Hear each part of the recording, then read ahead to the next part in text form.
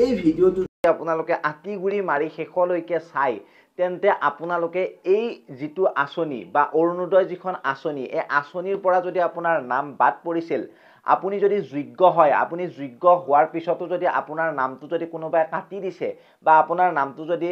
মানে তালিকাৰ পৰা বাদ পৰিছে তেন্তে আপুনি কি পদ্ধতিত কেনেকৈ পুনৰ তালিকাত নাম অন্তৰ্ভুক্ত কৰিব পাৰিব সেই বিষয়ে আজিৰ এই ভিডিওটোত মই আপোনালোকক সম্পূৰ্ণ তথ্য দিম কিছুমান নিউজ চেনেলৰ দৰে যা তা কবাৰ কিবা ভিডিওবিলাক আমি বনাই নাথাকো আমি ডাইৰেক্টলি কথা কোৱা মানুহ ডাইৰেক্টলি আপোনালোকক কিছুমান পদক্ষেপ জনাম সেই পদক্ষেপবিলাক যদি আপোনালোকে ফলো কৰে আৰু প্ৰেক্টিকেল টু প্ৰেক্টিকেল আপোনালোকক জনাই যাম আপোনালোকে ক'ত কেনেকৈ কি কৰিব লাগিব কাৰ হাতত কি দিব লাগিব সকলোবিলাক তথ্য আপোনালোকক যেহেতু মই ক'বলৈ গৈ আছো গতিকে আপোনালোকে যদি ভিডিওটো চাই ভাল পায় শেষতহে কিন্তু চেনেলটো সাবস্ক্ৰাইব কৰিব আৰু যদি আপোনালোকে ফেসবুকত চাই আছে যদি ভাল পায় পিছতহে আপোনালোকে পেজখন ফলো কৰিব আগতে আপোনালোকে আমাৰ এই যিবিলাক পদক্ষেপ এই যিবিলাক প্ৰেক্টিকেলি আপোনালোকক তথ্যবিলাক জনাম এইবিলাক কথা বা এইবিলাক তথ্য আপোনালোকে প্ৰথমতে জানি লওক প্ৰথম যিটো পদক্ষেপ সেই পদক্ষেপটো হৈছে স্থানীয় গাঁও পঞ্চায়ত বা নগৰ সমিতিৰ কাৰ্যালয়ত আপুনি যোগাযোগ কৰিব লাগিব যদি আপোনাৰ অৰুণোদয় আঁচনিৰ তালিকাৰ পৰা নাম বাদ পৰে প্ৰথমে আপুনি নিজৰ গাঁও পঞ্চায়তৰ সচিব তাৰ পিছত আপোনালোকৰ গাঁওবুঢ়া ব্লক অফিস বা আপোনালোকৰ নগৰ সমিতিৰ কাউন্সিলৰ সৈতে আপুনি যোগাযোগ কৰিব লাগিব যদি আপুনি গাঁৱৰ হয় সচিব গাঁওবুঢ়া বা ব্লক অফিসত যাব লাগিব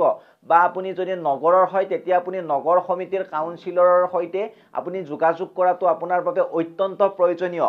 তাৰ পিছত আপোনালোকে এটা কথা মনত ৰাখিব যে এই যি মই আপোনালোকক কথাখিনি কলো মানে কি আপোনালোকক লগ কৰাৰ কথা কলো বা জনোৱাৰ কথা কলো আপোনালোকক এই ব্যক্তি কেইজনক লগ কৰা বা এই অফিস কেইটাত যোৱাৰ কথা মই কিয় কলো কাৰণ আপোনালোকে ইয়াত আপোনাৰ নাম বাদ পৰাৰ কাৰণ জানিব পাৰিব কি কাৰণে আপোনাৰ নামটো লিষ্টৰ পৰা কাট খাইছে আপুনি যদি যোগ্য হয় তেন্তে আপুনি আজিয়ে যাওক নেক্সট আপোনালোকৰ 2 নম্বৰত আহিব আবেদন দাখিল কৰক আপোনালোকে গ্ৰেভিয়েন্স এপ্লিকেশন এখন দিব লাগিব যদি আপোনাৰ নাম ভুলতে বাদ পৰিছে তেন্তে এখন লিখিত আবেদন দিয়া উচিত সেই লিখিত আবেদনখন মই A to Z আপোনালোকক দি দিম আপোনালোকে কেৱল মাথো এই ভিডিওটোত এটা লাইক কৰি দিয়ক আৰু যদি নতুন হয় আপোনালোকে এই ভিডিওটো যিমান পাৰে শেয়াৰ কৰি দিব সাবস্ক্ৰাইবৰ সৈতে নেক্সট আপোনালোকে আবেদন পত্ৰত আপোনাৰ নাম ঠিকনা পৰিয়ালৰ বিৱৰণ আৰু আঁচনিখনত নাম অন্তৰ্ভুক্ত কৰিবৰ বাবে অনুৰোধ উল্লেখ কৰিব লাগিব এবাৰ আমি 5 নম্বৰ পদক্ষেপটোৰ পিনে আগবাঢ়িছো 5 নম্বৰত আপোনালোকে কি কৰিব লাগিব জিলা বা ৰাজ্যিক আঁচনি কৰ্তৃপক্ষৰ সৈতে আপুনি যোগাযোগ যদি স্থানীয় স্তৰত কোনো আপুনি সহায় নাপায় তেন্তে আপুনি কি কৰিব লাগিব জিলা সামাজিক কল্যাণ কাৰ্যালয় বা আপোনালোকৰ অসম চৰকাৰৰ অৰুণোদয় আঁচনিৰ হেল্পলাইন নম্বৰত আপুনি ফোন কৰিব লাগিব আজিকালি ফেসবুকতো পেজ ওলাই গৈছে আপোনালোকে ফেসবুক পেজখনতো ডাইৰেক্টলি কমপ্লেইন কৰিব পাৰিব ফেসবুক পেজখনৰ লিংক মই এই ভিডিওৰ ডেসক্ৰিপচনত দি দিছো আৰু আপোনালোকে হেল্পলাইন বা অভিযোগ দাখিলৰ বাবে ক'ত যাব লাগিব মই আপোনালোকক জনাই দিছো অসম চৰকাৰৰ আপোনালোকৰ জনসেৱা পৰ্টেল আছে আপোনালোকে যদি সাৰ্চ কৰে www.assam.gov.in আপোনালোকে ধুনিয়াকৈ পাই যাব তাতে কৰিব পাৰিব আৰু মই আপোনালোকক কমপ্লেইন ডাইৰেক্টলি মই ফেসবুকতে দিব দিম আজিকালি ফেসবুকটো যেহেতু সকলোৱে ব্যৱহাৰ কৰে আজিকালি ফেসবুকত মানে বহুত মানুহ এক্টিভ থাকে আৰু জনতা ভৱন জন অভিযোগ পৰ্টেল অৰ্থাৎ আপোনালোকৰ সিএম গ্ৰেভিয়েন্স assam আপোনালোকৰ .gov.in বুলি যেটো ওয়েবসাইট আছে তাতেও পাৰি আৰু এপ্লিকেশনখনৰ কথা মই যেহেতু কৈছো এপ্লিকেশনখন মই আপোনালোকক কেনেকৈ লিখিব লাগে হেয়া মই জনাই আছো গতিকে আপোনালোকে ভিডিওটো এৰি নেযাব দেই আৰু এতিয়া আপুনি চাব লাগিব আপোনাৰ নাম তালিকাত কিয় নাই সেই কথাটো আপুনি চাব লাগিব মানে এবাৰ ভালদৰে ভাবিব লাগিব যদি আপোনাৰ আয়ৰ সীমা ঊৰ্ধ্ব হৈ গৈছে তেন্তে আপুনি কিন্তু এই আঁচনিৰ পৰা বাদ পৰিব তাৰ পিছত আপোনালোকৰ মাপ কাঠিত কোনো পৰিৱৰ্তন হৈছে নেকি হেইটো আপুনি কিন্তু এবাৰ মাথাৰে ভাবি চাব আপোনাৰ দিমাকেৰে এবাৰ মানে ভালদৰে আপুনি মানে চকুকেইটা মুদি হলেও ভাবিব তাৰ পিছত আৰু এটা কথা ভাবিব যে তথ্য ভুল জমা হৈছিল নেকি আপুনি কিবা তথ্য দিউতে আপুনি ভুল কৰিছিলে নেকি আপোনাৰ যদি কিবা তথ্য দিয়াত ভুল হৈছিল তেন্তে কিন্তু আপুনি এই আঁচনিৰ পৰা বঞ্চিত হ'ব আৰু আপোনালোকক এতিয়া মই এটা কথা জনাবলৈ গৈ আছো যে আপোনালোকে এপ্লিকেশনখন কালৈ লিখিব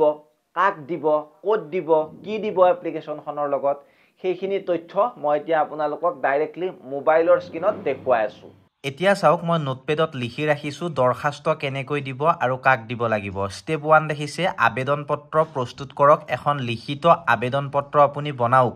য'ত তলত দিয়া বিষয়বস্তুকেইটা থাকিব লাগিব। অৰ্থাৎ আপোনালোকে লিখিব to the block development officer বা টু দ্য আপোনালোকৰ এক্সিকিউটিভ অফিচাৰ বা আপোনালোকৰ ইয়াত লিখিব যদি চহৰৰ হয় ফৰ টাউন চিটি ৰেচিডেণ্ট। ইয়াত আপোনালোকে দেখিছে এই বস্তুকেইটা এইখিনি লিখিব। তাৰপিছত আপোনাৰ ব্লক বা নগৰৰ নামটো লিখিব। তাৰপিছত জিলাৰ নাম লিখিব। তাৰপিছত ছাবজেক্টটো লিখিব request for inclusion in the Orunodoi scheme. আপোনালোকে দেখিছে। তাৰপিছত আপোনালোকে এইখিনি দেখিছে ছাৰ মেডাম এইখিনি ধুনীয়াকৈ লিখিব। লিখি আপোনালোকে ইয়াত নেম আপোনাৰ লিখিব, হাজবেণ্ড বা আপোনাৰ দেউতাৰ নাম লিখিব।